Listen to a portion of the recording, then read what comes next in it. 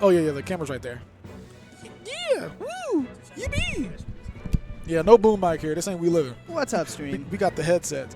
All right, the man of the hour. Yes, sir. Sinnyboo. Mm-hmm. Dude, things looked so bleak for you today. I know. They Like, they didn't look great, dude. I can't lie. They did not look.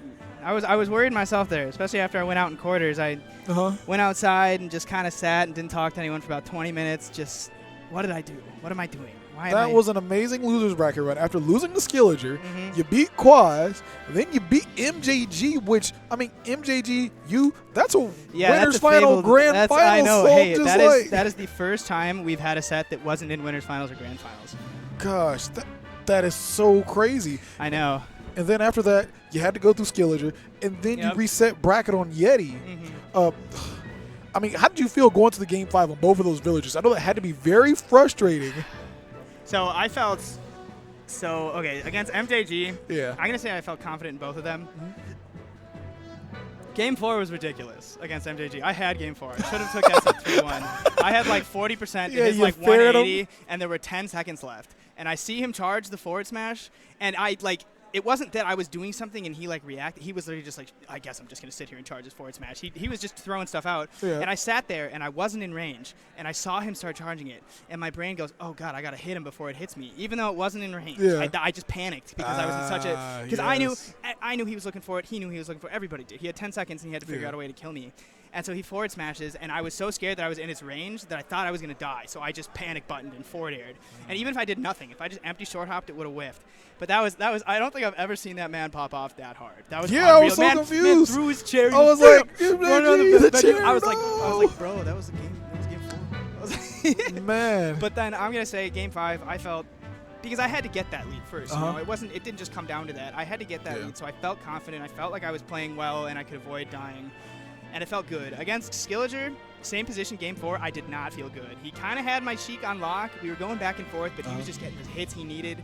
And when Villager gets the first hits in that matchup, it is like so hard. Like if he kills me, if he's in kill like 120 and he kills me, I just can't kill him after that. I have to get him to, as you saw multiple times, gotta get him like 200 and try and fish for like a forward tilt or something. Oh yeah, like definitely something that I noticed. And so that happened, and it was my counter pick.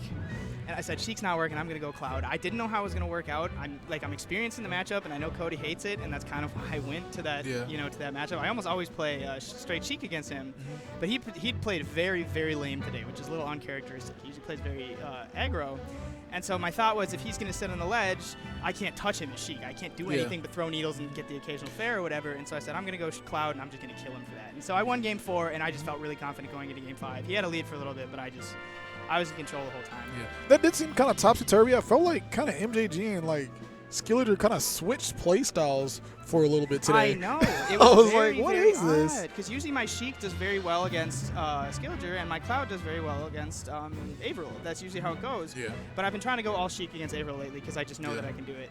But yeah, against Cody, he was just playing so hard on the ledge. He just would not come off. His game plan was very straightforward. Just get the lead and hit the ledge. And it was executed very well, but you can't do that against Cloud because he hits you once or twice and charges limit. Well, he kills you so early that you don't have the opportunity to live to 200. And it was kind of, it was so weird. They both, I don't know if they've been studying what I've been doing or if they just decided to switch up their game plan today, but it was kind of a unique sets from me against both of them today. It was really nice to see. I want to congratulate you on your win, man, because that was just a beautiful losers bracket run. Thank you very much. I'm very happy with how I played today. I thought in winners, after I lost to Cody, I wasn't upset that I lost, and people popped off really hard for him, and that's great. He deserves that. I wasn't upset about that either. It's his boys. They're here. They're here to watch him win, and they were happy he won. I wasn't upset about that. I was upset about how I was playing. Yeah. I just kept seeing opportunities to do stuff and then wasn't executing properly. And so that's why, I took outside. I had a 20-minute breather. I just chit-chatted about stuff that wasn't Smash. I took my mind off the game for a little bit, and that kind of let me get a fresh start in the losers bracket. And as soon as I played Quaz, I just camped him. I felt bad. He was upset after the game. Yeah. I just ledge camped him really hard. Just stood in the corner and kept throwing him off stage. I just knew I'm playing so clean as soon as I 3-1 Quaz. So it was a good feeling. I really felt real solid about my play today. So that's a good thing. It's always nice to see. Hopefully we get to see Sinnyboo traveling a lot more definitely something we want to see. Yep. Every time I'm watching, I was like, dude, he's getting better. Like, how? How is he getting better? But I think that's going to be the end of our time here. I think we're going to try to wrap up the stream, get some food, get back to Nebraska. My God, Jethro's barbecue. Oh, I'm coming. All right. Yep.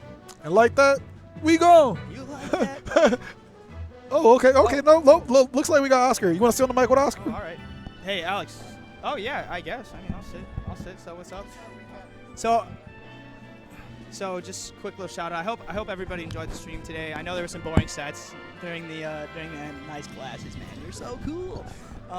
So I hope, and I know it was some slow sets, but there were some intense sets, and so I really hope everyone who was watching enjoyed them. It's Iowa's first big tournament. We had like 60+ entrants today. That's the first time we've ever pulled something like that. And Mike Kang, the guy who hosted, is looking to do more. I'm sure New Age will be welcome back. Yeah. So like I said, glad to have you guys, or glad to have anyone who is anyone tuning in. Yeah, man, for sure. I just want to real quick here before we end the stream, like Sinnyboo just mentioned, that as far as New Age events go, we do have another one planned, Hypertension 12, April 15th. Yep. The venue itself is not going to be at Sparta or Underground Gaming. It's going to be announced here very, very soon, shortly, whatever word was going to come out there first. It's going to be nice.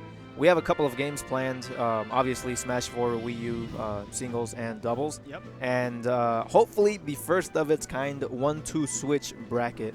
Oh. So it's going to get a little physical here, if you know what I mean. Wow. Check out the Facebook event page when it goes live. On our Facebook page, obviously, New Age GG, at New Age GG. Yep. And on Smash GG as well. We'll post everything about it.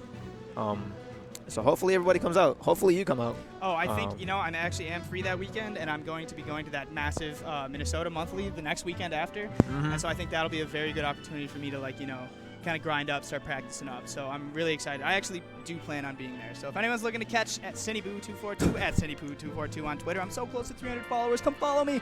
Follow this man. Yeah, so I'll be there. So if you guys want to, catch more Sheik and Cloud, the lamest Sheik and Cloud in the Midwest, come check it out. Do it. Yep. Cool. And if you guys want to give me a follow too, I tweet about really random stuff regarding events and Legend of Zelda Breath of the Wild right now. Ooh. Yeah. But yeah, definitely give us a follow if you want to stay up to date on all of the events. If you are considering Hypertension 12, we might offer you gas compensation if you bring a full carpool. Do that. Somebody asked what that entitles. If it's you driving, you have a passenger, maybe 2 people in the back seat. You might break the law and fit in 4. What do we do? We're talking about carpools. We're wasting people's night right here. They came in to see Smash. You're out here chatting about carpools. Bring a vehicle, and I will give you money for bringing people in your car. Great. Do the thing. Great. All right, we out. Cool. People. Pleasure, Later. man. Yep, of course, Oscar. Ah. Always.